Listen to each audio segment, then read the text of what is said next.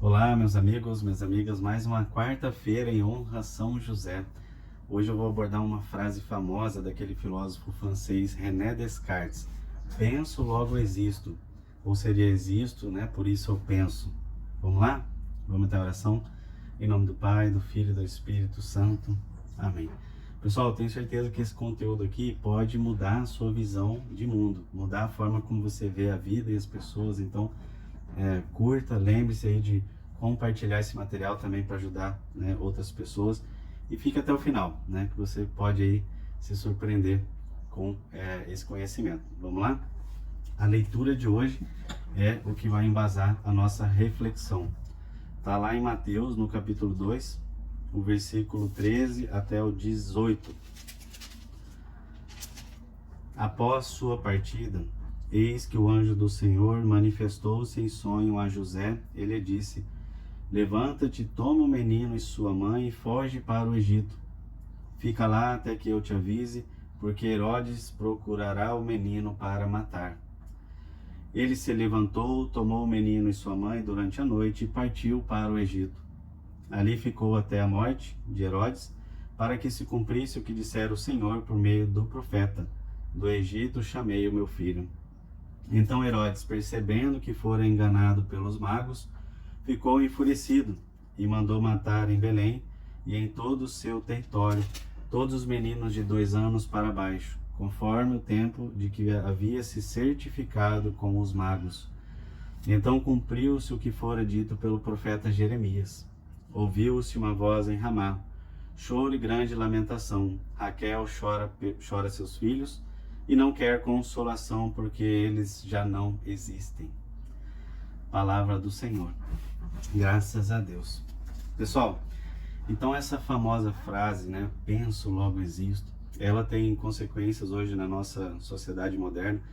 Eu tenho certeza que René Descartes, né, quando pensou isso lá atrás, ele fez uma reflexão, né, sobre a existência e o fato dele existir, o pensar, né, era uma espécie de verdade que ele existia, né? Então, enfim, mas todo o desdobramento que essa frase teve nos pensamentos, enfim, nas reflexões, nas filosofias, né, modernas, teve uma certa final trágico, né, se a gente puder dizer assim. Então, olhando para a nossa sociedade hoje, o que essa frase traz, né? Primeiro, uma certa consequência de que para existir eu preciso pensar.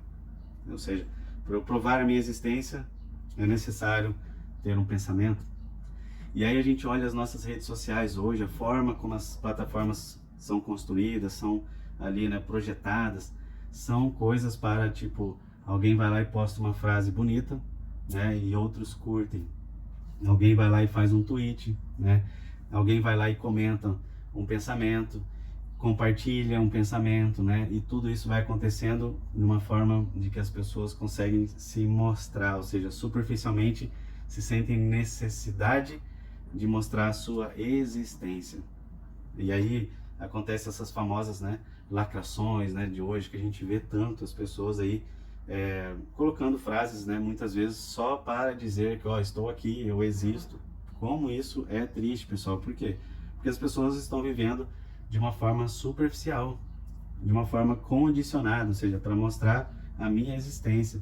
Mas isso ainda tem outras consequências piores. Então, por exemplo, vamos pegar aí um morador de rua, né?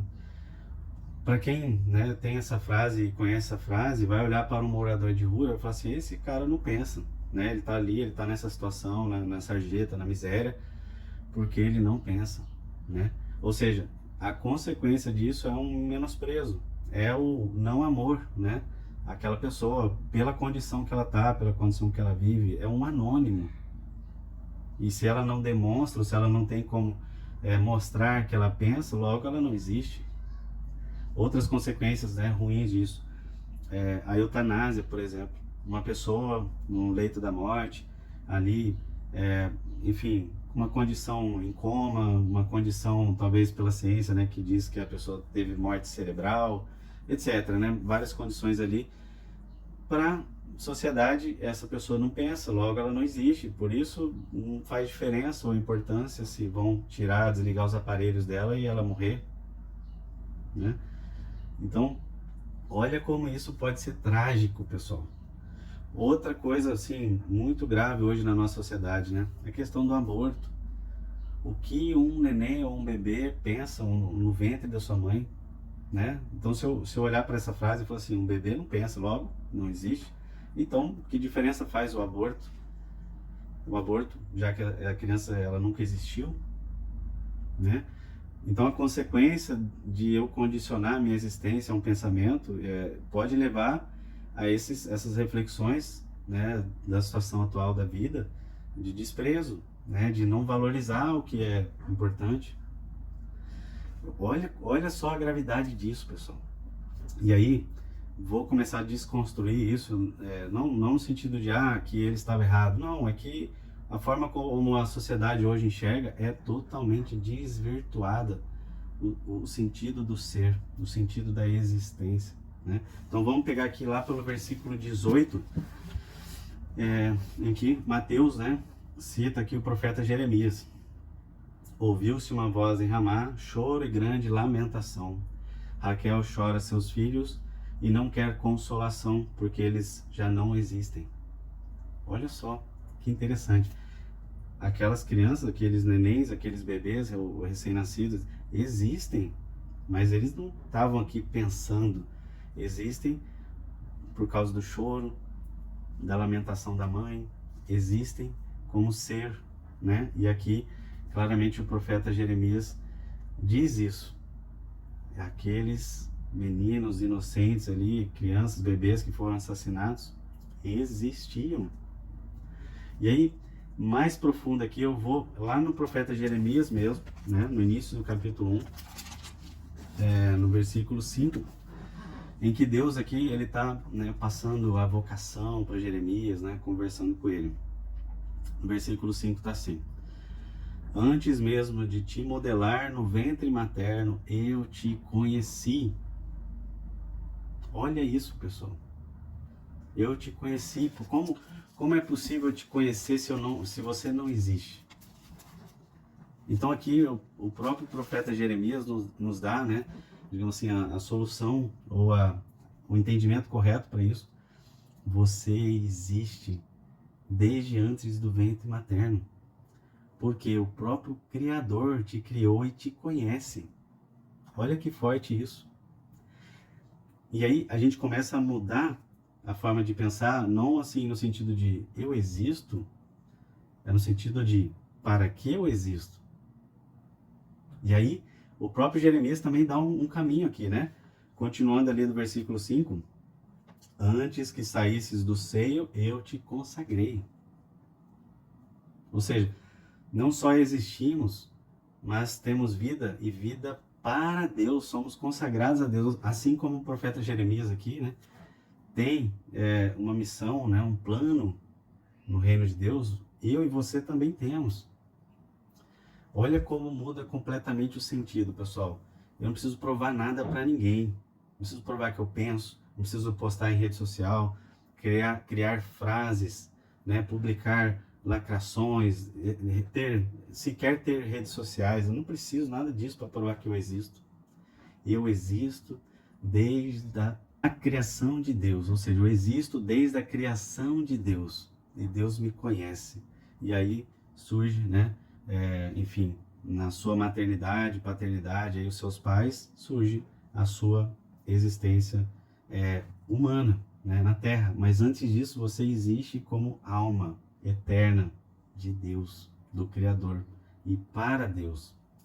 E aí, pessoal, toda essa frase do penso logo existo, né, que leva a toda essa individualidade, ter que meio que provar a minha existência por pensamentos, por, enfim, várias formas superficiais, e levam toda essa consequência também do desprezo da vida, etc, né? A palavra de hoje nos mostra exatamente o contrário. Deus, o próprio Deus, se fez carne e habitou entre nós. O menino Jesus, ali no colo de Maria e de José, né? Necessitando, dependendo, né, de José e Maria. Olha que loucura isso, né, pessoal? A gente pensar como nós somos dependentes uns dos outros. Somos seres que nos relacionamos, somos seres que precisam viver em comunidade. E São José vai além, né? Que São José, pessoal, na Bíblia, pelo menos aqui mostra 4 vezes que ele teve, né, algum direcionamento de Deus através de anjos nos seus sonhos. 4 vezes.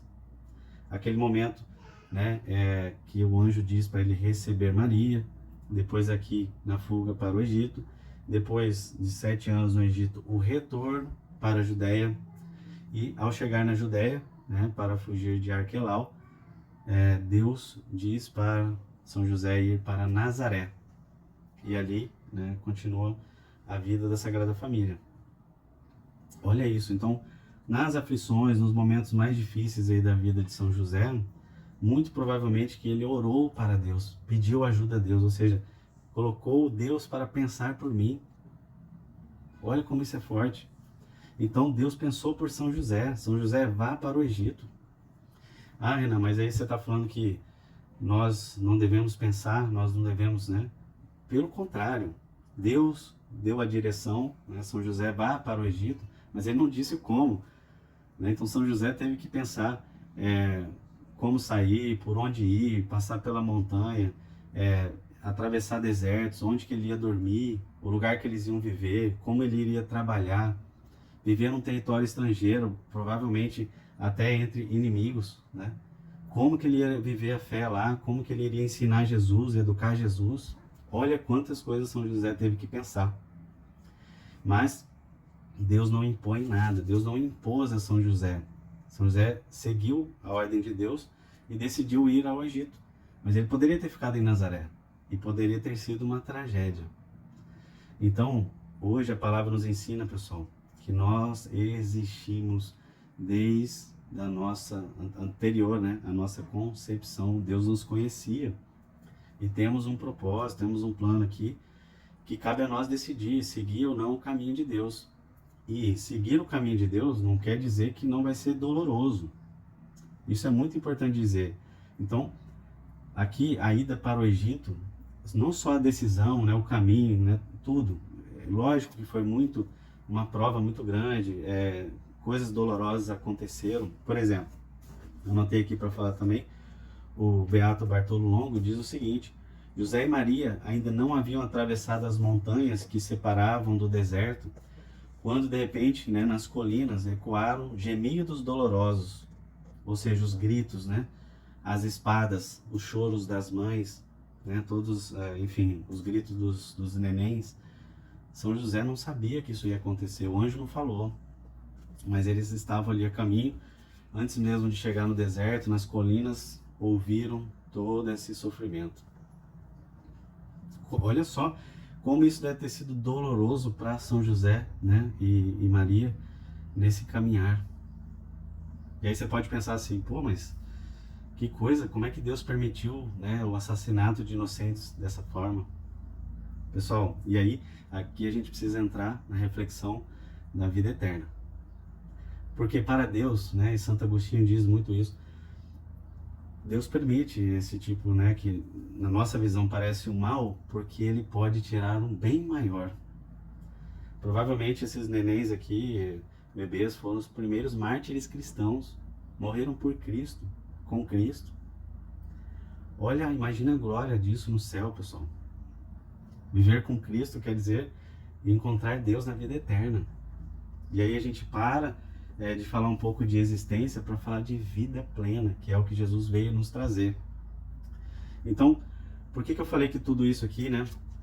O modo como a sociedade hoje se construiu, pensamentos, né, filosóficos passados, coisas que hoje são construídas, é muito importante e pode mudar a sua visão, né, de como você vive, como você interpreta as coisas no dia a dia. Porque se você entender isso, né, que a sua existência ela é antes mesmo da sua forma humana, ou seja, como alma, como criação de Deus, você não só vai passar a não ter que provar nada para ninguém, você vai buscar agora, né, viver com essa consagração, com esse propósito para Deus, buscar executar os planos de Deus, mas também você vai olhar para todos ao seu redor.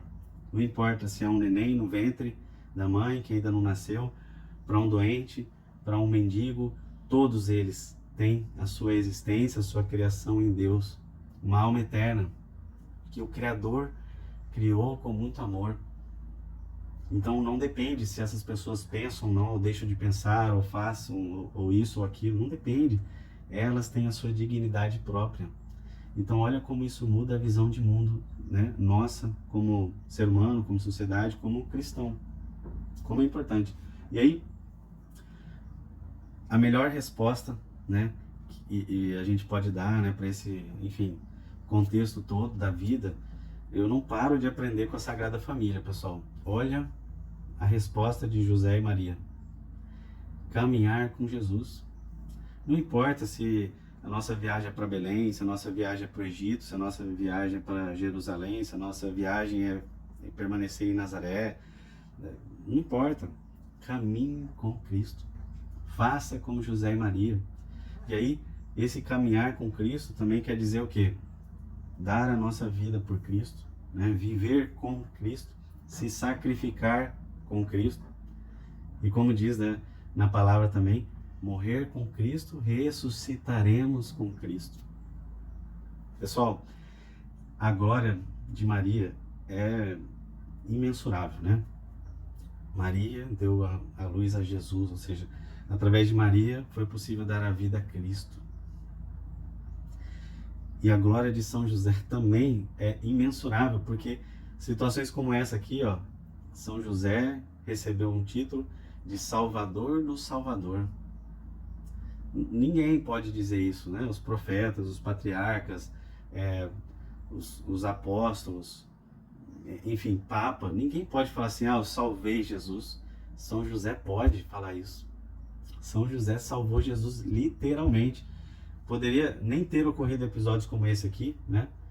Mas São José nutriu, São José trabalhou, levou comida para a família, né? Levou sustento, educou Jesus. E não é disso que eu estou falando, só isso seria muita coisa. Eu estou falando de fato São José ter salvado Jesus da morte. Se Herodes, né, tivesse encontrado aqui Jesus, teria acontecido uma tragédia. Então, esse sim de São José, a doação de São José, pessoal, isso tem uma consequência na vida eterna que a gente não tem dimensão, a gente não tem compreensão. E nós somos chamados a isso também. Nós somos chamados a servir a Deus dessa forma, a entregar, a sacrificar, sabendo que esse caminho é o caminho da verdade, é o caminho da felicidade, é o caminho da vida. E aí, para encerrar, eu vou para o último ponto aqui. São Paulo fala muito isso, né? Buscai as coisas do alto. E aí, pessoal, não só o existir ou falar da vida, mas assim, como eu posso viver aquela vida plena que Jesus veio nos trazer. Para isso é necessário buscar as coisas do alto, ou seja, eu preciso viver como um ser transcendente, como um ser espiritual, buscando as coisas que são fora desse mundo. E aí vou dar alguns exemplos aqui. A Santa Missa. Quer coisa mais do alto do que a missa? Você vai na missa lá, você encontra Jesus Eucarístico, né? Deus, né, que se faz ali carne e sangue numa espécie de pão. E está no altar, o divino. E mais, Deus nos eleva na dignidade de poder comungar isso. Nos diviniza no coração, ou seja, o céu e a terra se unem. Pessoal, isso só é possível numa vida plena com fé. Outro exemplo, a comunhão, né? A comunhão que eu falei aqui da Santa Missa, mas também a confissão. A confissão, pessoal, que é algo mais do alto do que pedir perdão a Deus, não é algo visível. Veja, mas por eu estar falando que não é algo visível, não é algo que você pode viver. Então, eu tenho certeza, participe de uma missa, né, ou faça ali uma confissão sacramental de fato, arrependido e honesta com Deus. Pessoal, a plenitude que isso traz no coração, a paz, a gratidão, a alegria, é experimentável. Você não vê, mas é uma experiência divina que você só encontra vivendo coisas do alto. Então todas as bem-aventuranças que Jesus disse, pela lógica humana, né, se a gente pegar, penso, logo existo, para que eu vou cuidar de um mendigo que não pensa? Ele poderia ter saído da situação se ele pensasse. Pela lógica humana, não faria isso. Pelas coisas do alto eu faria. Porque aquele mendigo é um ser humano, pensado por Deus, amado por Deus e tem toda a dignidade de um filho de Deus. E Deus agiu em mim com amor e por isso eu sou capaz também de amar. Precisamos aprender muito, né? Nessa caminhada aqui da Sagrada Família, com tantas tribulações, provações, mas também com tantas alegrias. Ah, Renan, mas essa vida com Cristo é uma vida só de dor? De jeito nenhum, pessoal. Pensem bem nisso. Todas essas dores aqui foram repletas de alegrias muito maiores. O próprio nascimento de Jesus, que alegria, né? Esse acontecimento aqui foi depois das profecias de Simeão também, depois da circuncisão, quando São José deu o nome para Jesus. Depois da ida ao Egito, viveram 7 anos numa profunda harmonia. Imagina o menino Jesus, Deus correndo dentro de casa com José e Maria, que coisa, né? Depois o retorno, teve as aflições, o medo de Arquelau, mas a vida em Nazaré, quantas coisas alegres, né, viveram a Sagrada Família, porém também com dores, sofrimentos, com Calvário. Da mesma forma que houve o Calvário de Cristo, houve também o Calvário de Maria, por estar aos pés da cruz, e São José, por saber toda a profecia de Simeão, que aquele menino seria um sinal de contradição, e tudo que ele viria a sofrer, não só ele, uma espada de dor transpassaria o coração de Nossa Senhora, e São José sabia que não estaria presente, porque nada foi profetizado para ele nesse sentido. Mas eu tenho certeza, e muitos santos dizem isso, né, que se pudesse, São José receberia essa espada de dor no seu coração para poder evitar as dores de Cristo, as dores de Maria. Então a providência divina vem, né, da forma correta, da forma certa, da melhor forma, da forma de fato como pode ser boa. E nós devemos ter essa fé, nós devemos confiar, acreditar. Temos muito a pensar, sim, mas a nossa existência não depende disso. Porque antes disso, ou seja, eu existo e por isso, por eu existir, por eu ter vida em Deus, eu sou capaz de pensar, eu sou capaz de agir, eu sou capaz de decidir, capaz de tomar ações, né, de amar, de perdoar, de pedir perdão, etc. Tá bom? Vamos fazer nossa oração aqui para São José.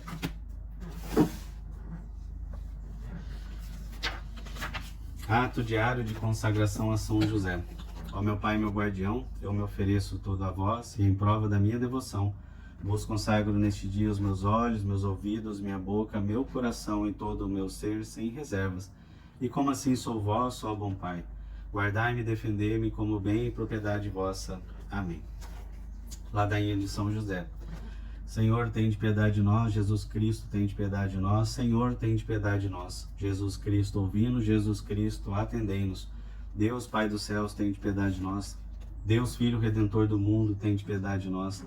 Deus, Espírito Santo, tem de piedade de nós. Santíssima Trindade, que sois um só Deus, tem de piedade de nós. Santa Maria, rogai por nós. São José, rogai por nós. Ilustre Filho de Davi, rogai por nós. Luz dos patriarcas, rogai por nós. Esposo da Mãe de Deus, rogai por nós. Casto guarda da Virgem, rogai por nós. Sustentador do Filho de Deus, rogai por nós. Zeloso defensor de Jesus Cristo, rogai por nós. Chefe da Sagrada Família, rogai por nós. José Justíssimo, rogai por nós. José Castíssimo, rogai por nós. José Prudentíssimo, rogai por nós. José Fortíssimo, rogai por nós. José Obedientíssimo, rogai por nós. José Fidelíssimo, rogai por nós. Espírito de paciência, rogai por nós. Amante da pobreza, rogai por nós. Modelo dos trabalhadores, rogai por nós. Honra da vida de família, rogai por nós. Guarda das virgens, rogai por nós. Sustentáculo das famílias, rogai por nós. Alívio dos miseráveis, rogai por nós. Esperança dos doentes, rogai por nós. Patrono dos moribundos, rogai por nós. Terror dos demônios, rogai por nós. Protetor da Santa Igreja, rogai por nós. Cordeiro de Deus que tirai os pecados do mundo, perdoai-nos, Senhor. Cordeiro de Deus que tirai os pecados do mundo, ouvi-nos, Senhor. Cordeiro de Deus que tirai os pecados do mundo, tende piedade de nós. Ele constituiu o Senhor de sua casa e fê-lo príncipe de todos os seus bens. Oremos.